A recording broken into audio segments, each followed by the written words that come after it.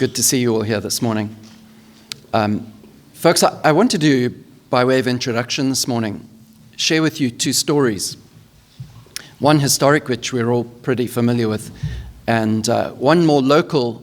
I don't have all the information, but I know the story. And in telling these two stories, I want you to gauge where you would fit in these kind of stories. So the first one was a story we heard of when we were newly arrived in Scotland.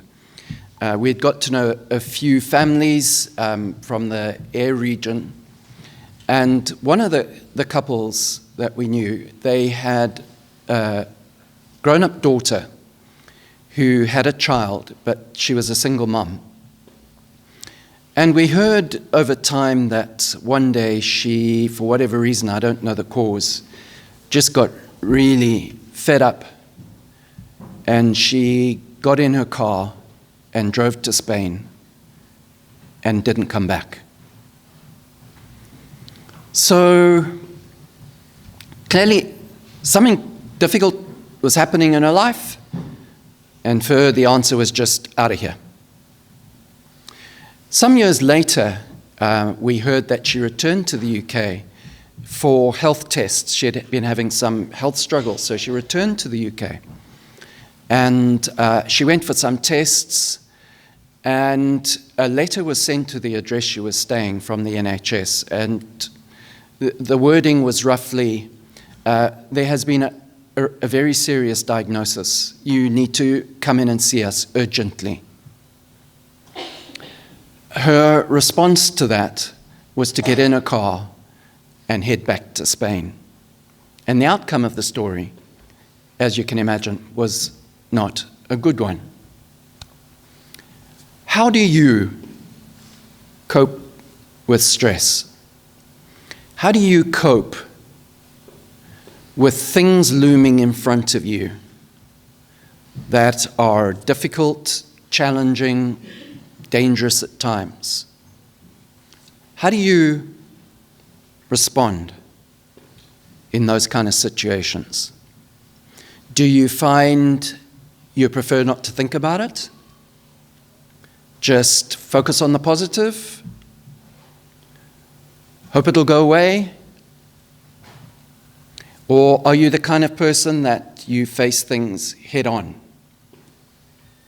Now, probably all of us have been in that whole spectrum through our lives of sometimes we just rather deny things, don't want to face them, and other times we've faced them and faced them well.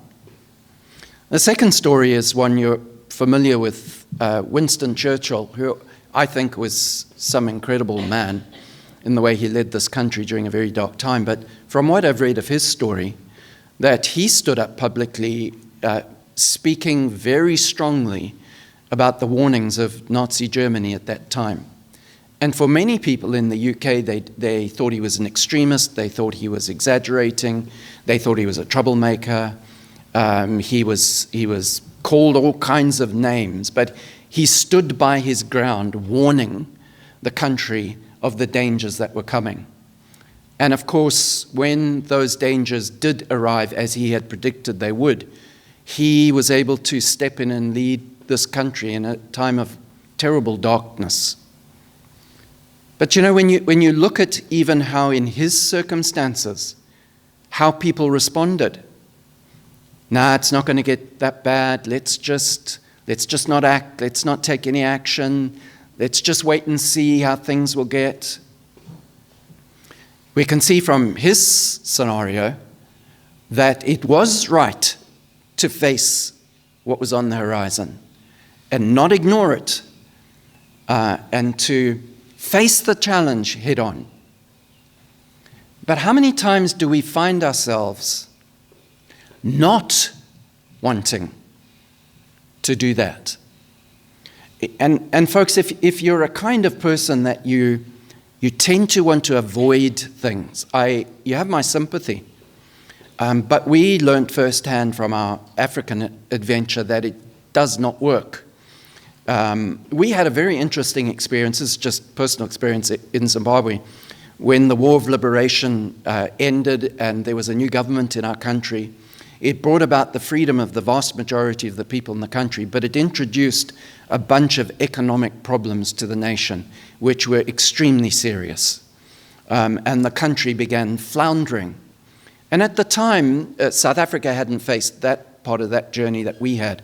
And we used to speak to many of our friends and relatives who were in South Africa, and they would say things to us like, "Oh, it'll never happen here. It'll never happen here." And in time, exactly what happened in Zimbabwe happened in South Africa. So I think it's a pretty common experience for us to try and avoid talking about things or facing things that might be difficult. Now, in that regard, I want you to consider a verse. Now, I'm not preaching on this verse. This verse is just going to give us the impetus we need today to focus on a subject I want to look at this morning. So have a look at this verse, Proverbs 27 and verse 12. This was instrumental for me in helping to make the decisions we made when we were still living in Africa. And it's this: "The prudent see danger and take refuge, but the simple keep going and pay the penalty." So what that means for you and I, in any kind of adversity or trouble or trial on the horizon for you and I, if we see that and if we take action, we are putting ourselves in the best possible place to face that. But if we ignore it for whatever reason and just keep going, then the lack of preparation on our behalf means we likely pay a price at the end of the day. Now, to try and amplify that, I looked up definitions of words, and I've created an amplified version of my own of that. So have a look at this next one. It's expanded, okay? This is what it sounds like. "The prudent, those who are careful, wise, and sensible in making decisions, especially by thinking ahead about possible consequences, see danger, things that could cause harm, injury, loss, or serious trouble, and take refuge. They take action to reach a place of safety, protection, or shelter from the danger, trouble, or distress. But the simple, those who are careless, gullible, immature, or lacking wisdom, keep going and pay the penalty, the cost that follows a wrong action, bad decision, or ignored warning." So it's a powerful principle for us to learn in life, that if we deny things and don't face things, invariably they will get worse. So we have to find the courage somewhere in our lives to face things that may be on the horizon, which we need to consider. So I tell you what I've called my message this morning. I've called it "Preparing for the Fire to Fall." And what we're going to be doing this morning, folks, I'm wanting to have a look at a warning that was given in the New Testament by the Apostle Paul.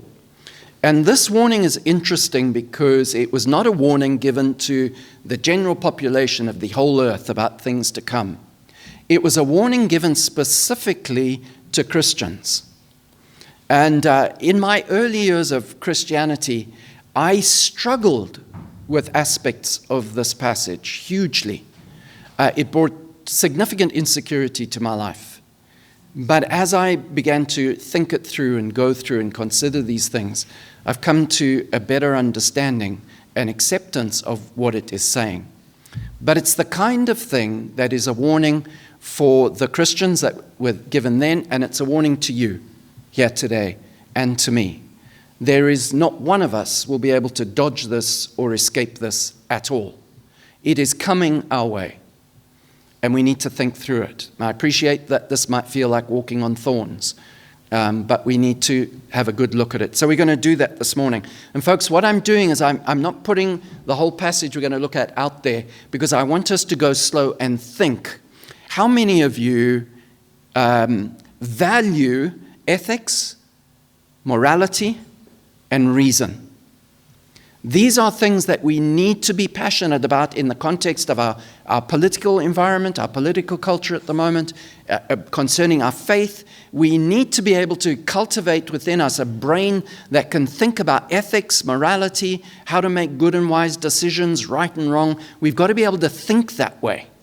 And so I'm wanting to use this as a thinking exercise as we work through the things that were said, step by step. Okay, so we're going to go just one verse at a time. Okay, and we're going to allow it to challenge us and speak to us. 1 Corinthians chapter 3, Paul speaking to the city in Corinth, to the Christians that were there, and basically the context for the church in Corinth was this huge cosmopolitan city, huge advances in building and programs, but it was extremely competitive in its culture. They valued status, honor, money, wealth, freedom, doing as you please. And a bunch of these people had become Christians and come into the church. But they were struggling to grasp the importance of their faith. And so Paul wrote these words to them. Okay, verse 10. He's speaking to them as the person who founded the church. He says this, "By the grace God has given me, I laid a foundation as a wise builder, and someone else is building on it, but each one should build with care." So folks, in this, he tried to communicate in a way that people of his day would understand, and he chose to use a building analogy. So he describes himself as a wise builder who laid the foundation of the building. But now these Christians, these people in the church, they are now building on that foundation. And so everyone in his culture would have understood the analogy that he's talking about. There was these vast building programs going on in Corinth. Everyone knew from their own buildings and the buildings of others that, hey, you don't lay a good foundation, you have problems with the building thereafter. They got the picture thoroughly, and I'm sure all of you will get the picture here too. So he's saying, I did a good job as a reputable builder laying that foundation in your life. But you need to be careful with what you're doing with that foundation. So in them hearing those words, they would have responded with saying something like, all right, Paul, so what we do with the foundation of Jesus in our life is our responsibility, right? And Paul would have said, yes, that's your responsibility, what you do with that. Okay, let's go on to verse 11, see how he takes this conversation forward. He then goes on to say, for no one can lay any foundation other than the one already laid, which is Jesus Christ. So some extreme wording is going on there. He expands this to say there is not a person who can build anything in life without a foundation of Jesus.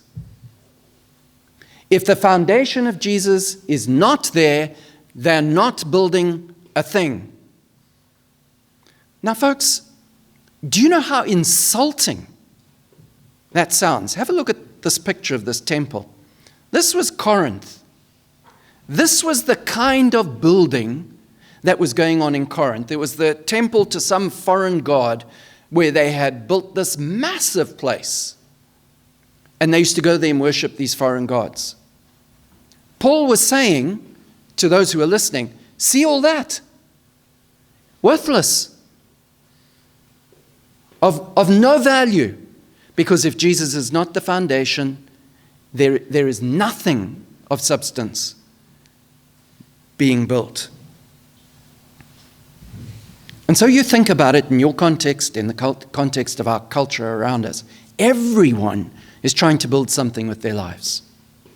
Whether it be career success, whether it be relationships, whether it be family, whether it be self-confidence, whether it be seeking after pleasure, approval, fame, honor. Everyone's trying to build something.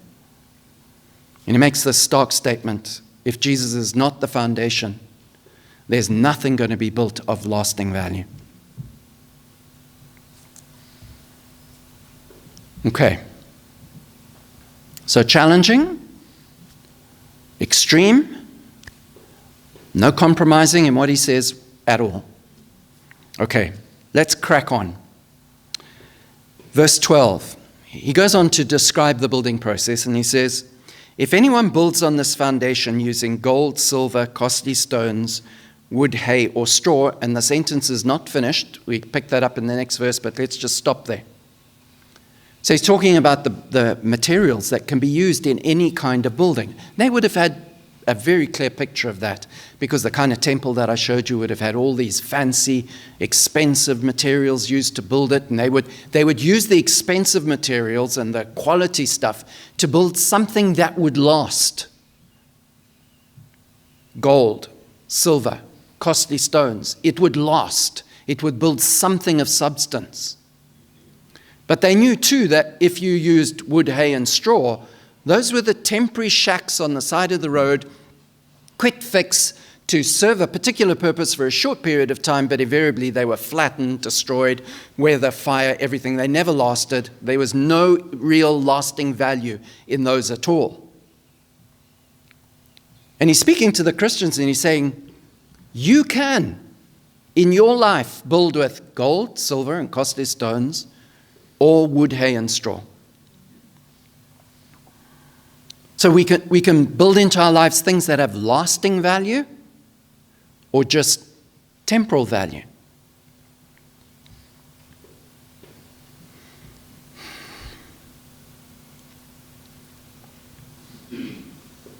How do you feel about that?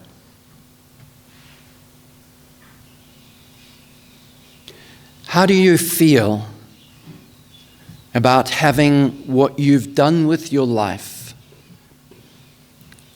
critiqued or inspected?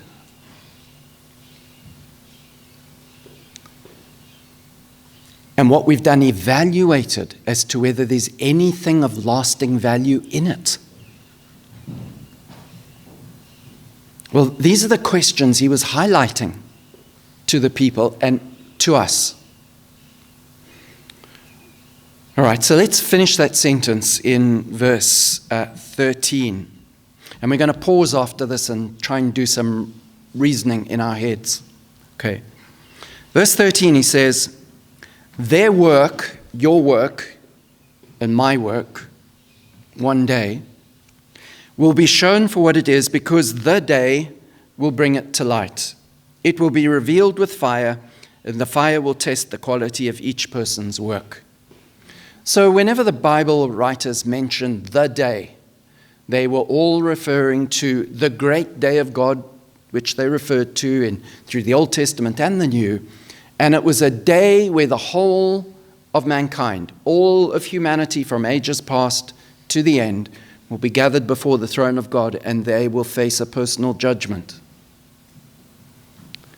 Now, if you were in my shoes as a young Christian, I would have been absolutely mortified at the thought that having become a Christian and been forgiven, I'm now going to still face a judgment by God. Threw me into complete dilemma. How can I be forgiven and still face a judgment from God? This is the passage that explains the judgment believers will face. And we need to tread carefully and be able to answer it carefully here. So what he is describing is that on that day, this is a message to believers. On that day, the fire will fall on each of our lives and test what we have built in our lives. That which has lasting value will be preserved. That which wasn't, won't, and we'll get on to that. So he's speaking about this unavoidable judgment that you and I will have to face. Now, we need to clarify clearly what it will involve. So, folks, have a look at this verse, Colossians chapter 1, 22 to 23. We need to get this clear, okay, in our heads. This is speaking about how God has reconciled us to him. He said, but now he has reconciled you by Christ's physical body through death to present you holy in his sight, without blemish, free from accusation. So when you became a Christian, when I became a Christian, our sins were forgiven us. And the salvation provided us is that one day, on that judgment day, we will stand before God holy without accusation because we will be forgiven. We will not be judged for our sins as believers. Thank God for that. But there's still a judgment we will face.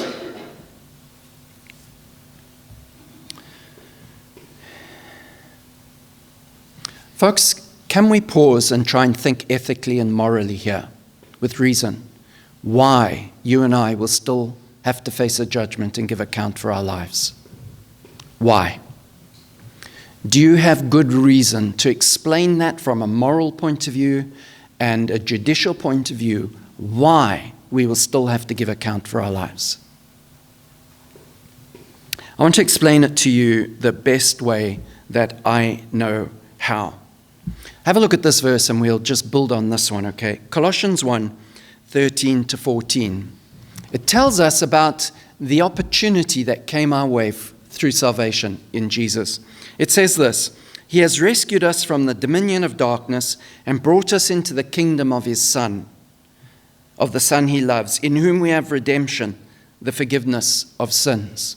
So this verse is telling us that God sought you out and me out to bring about redemption in our lives, to free us from this crazy dark world that we live in, and to bring us into the eternal kingdom of His Son.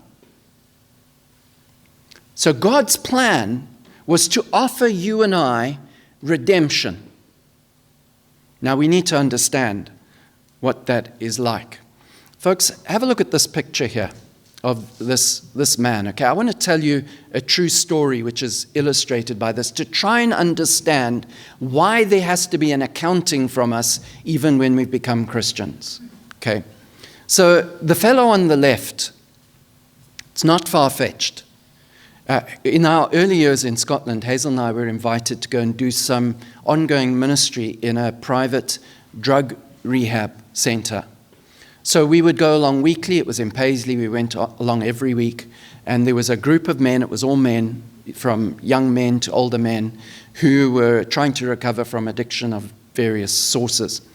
And during the group sessions we were doing, there was one young lad, a bit like the fellow in the picture. He was a tall, good-looking lad. And he was there, but he never used to speak. And I wondered why he was there. Why was it that he fell into such trouble? And in one of the sessions, I noticed he began shaking, and he spoke for the first time, and he said to me, "Could I say something?" And I said, "Yes, go ahead." And he opened up and told his story. And this was the story he told. He grew up in a terribly dysfunctional home that kept falling apart. So roughly throughout his childhood, what would happen is social work would get involved, pick him up, take him away from his parents, put him with a foster family. He would be with the foster family for 2 weeks. The home would settle down. He would go back to his parents.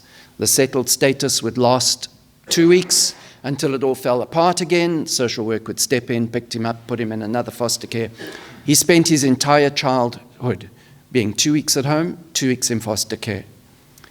Put up your hand if you can understand why he ended up in serious trouble in his life, on the streets, addicted to drugs. This lad was broken. Now, folks, do you know what the truth is? If that lad had grown up in a stable environment, you see the guy on the right? That's what he would have looked like. But he got broken. He got smashed. Now you see, when God offers redemption, He's offering that guy on the left the chance to recover in his life who he should have been. Have a look at this next picture. This just shows the stages of what it could look like in the act of redemption. This is what God is offering people. to go from on the streets, broken, lost, to finding Jesus, finding healing, restoration for your life, mending the brokenness, finding out who you were meant to be before the world broke you, rediscovering who you truly were meant to be, and then finding your life redeemed, and you now become the person you were meant to be, not the person that was broken. That is what redemption is. And that was afforded to us and granted to us through the death of Jesus. He paid for that opportunity with his blood, and he died to give us that opportunity. So folks, what does ethics and morality tell us about opportunity granted to us by someone at serious cost to themselves? You think about the teaching staff who invest in children, who spend their time trying to improve other people's lives. Do we owe them something? How many of you think kids and parents owe them gratitude? They're investing in our kids. They're teaching our children.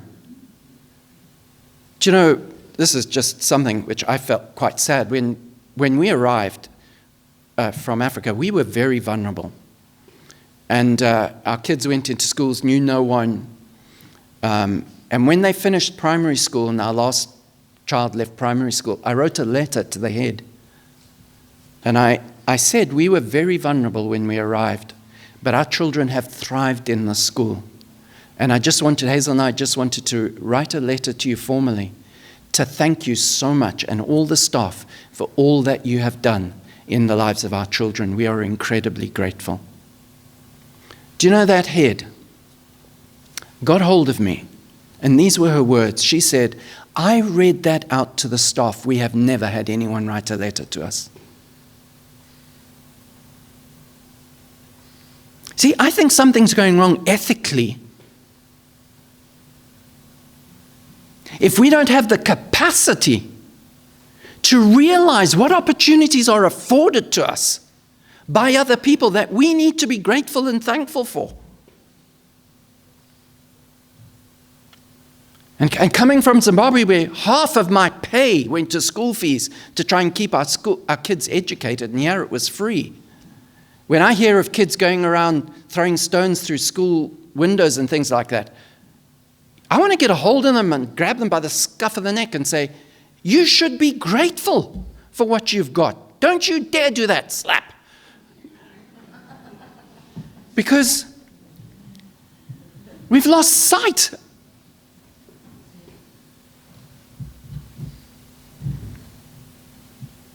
An employer who sees someone in a bad place and offers them a job to get them out of their difficulty. What do we owe them? Do we not owe them a measure of gratitude and loyalty for what they've done? Tragically, the Bible describes, I think it's the day we're living in, people will love only themselves and be ungrateful and unthankful. And we just see that rife in the church, out the church, everywhere. People have lost that capacity to realize how indebted they are to other people. And folks, do you know what I think is true? The greater the opportunity, the greater the responsibility. And the greater accountability that exists on what we do with that opportunity. So when you start talking about the necessity for God to evaluate what we have done with what he gave us, I see that as legitimate. I understand the moral, rational, and the judicial reason for that. If someone paid for me to have this opportunity with their life, I owe them something, and I'm accountable for what I do with it. Does that make sense? Okay, it makes sense. And you know, folks, do you know what I think this whole assessment does? I think it honors Jesus. It looks at Jesus and said, Jesus, you sacrificed your life for those people to give them an opportunity that was utterly impossible in their lives, to heal and restore their broken lives and bring them into the place of the person they should have been before they got broken. You paid for that with your life. We're going to hold them accountable for what they do with that. That's the moral background to this story. Winston Churchill himself said, with opportunity comes responsibility. John D. Rockefeller said, every right that a person has implies a responsibility. Every opportunity implies an obligation. Every possession of something implies a duty. That's what he said. And I think it's true. All right, so we've got our head around the judicial aspects of this and the moral thinking behind, okay, yeah, I accept we have to give account for what we've done with that. Let's crack on with the rest of what he says, okay? So verse 14, he says this, if what has been built survives, the fire has fallen, it has tested the quality of your work and mine, we're all equal footing here. The fire has fallen. If something in our lives survives, we will receive a reward. So the purpose of this judgment that you and I face will be for the purpose of eternal reward. That for all eternity, something of that eternal journey, for all of eternity, will be built upon what we personally have deserved and what we personally are rewarded for. So it's not for your sins. It's to determine what your reward will be for what you did with the opportunity given. And it will be a public recognition of what you did with your life. And folks, I think that is important because there will be no fudging this, there will be no escaping it, there will be no hiding. It will be public on that day. Okay, he finishes off with the alternative verse 15, and he says this, if it is burned up. So the scenario here is we have someone who called themselves a Christian, they used to go to church, may have been involved in church, all sorts of things. But when the fire falls on their life, they did nothing of real value.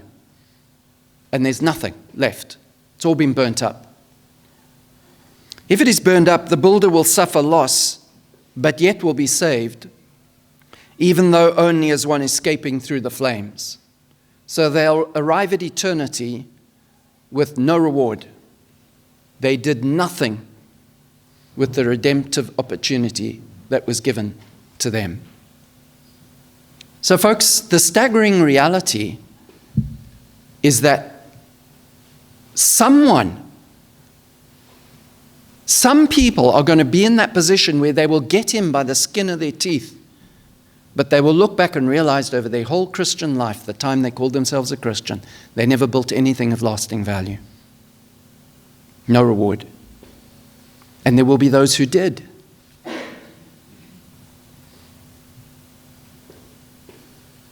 So what do we do with that? That is a difficult reality to face. But folks, the way I look at this and the way I think through it is this. We cannot avoid this. It is coming our way. And we have to do what we can to build wisely and rightly in our lives. So, folks, I want to just close off by just sharing another verse with you, which, from my understanding of the Bible and as the call as a Christian, this is the only verse that puts us on the right road. And I'll try and explain as to why this is the only route we can go. And we have to do it. We have to pick this verse up And we've got to, day by day, start living according to this verse. Right, Matthew 16, verse 24 says this. Then Jesus said to his disciples, "Whoever wants to be my disciple must deny themselves, take up their cross, and follow me." So 3 things he said to be a Christian. Number 1, deny yourself. You've got to come to a place in your life where fundamentally you refuse to now go your own way any longer. It's got to be God's way. I am no longer going my way in life. I have got to do life God's way. Deny yourself. I am no longer going to be the God of my life. He will be, and I'll do what he says. Okay? Deny yourself. Take up your cross. Whatever price or cost you have to pay. To follow him, pay it. And there's a price all of us have to pay somewhere. Pay the price. No matter what sacrifice you have to pay, make that sacrifice. Sacrifice whatever you have to do what he says.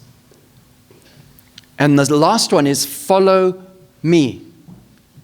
In other words, live like he lived. Embrace his values for your life. Build your life on whatever he said. Because he was building an eternal kingdom. And the values he built that eternal kingdom for last for all eternity. So if we can build our lives on what he says and build our lives on his values, we're building something that will last. And I think it all hinges, folks, upon values here. What values are you living by, and what are you building your life on? We've got to get the values right. And if we can live according to his values, whatever happens in our lives, we're building something of eternal value. And for that, we will get a reward. And you know, folks, I appreciate this is not easy. It's not easy for me either. But you know what I've come to realize, and I have to say this to myself constantly, that eternity is a very long time. This life is a very short time. And we are so conditioned to living for the here and now. It's just part of our nature to live for what we can see in the here and now. But when you read through the Bible, you see them constantly saying things like, keep your eyes on what's not seen. That's eternal. Don't focus on what is seen. The challenge to live out our lives according to the way Jesus said is huge. And it may not look like anything in this life. It may only really stack up and matter and count in the next one. But that's how we live for eternal values. Amen. Amen. So difficult and challenging, yes, but it's coming our way. We cannot dodge it. I really want to encourage you, folks. Make part of your life reading the Bible, praying, building your connection with God, and do your utmost to do what he says so that you're building something of lasting value. Amen.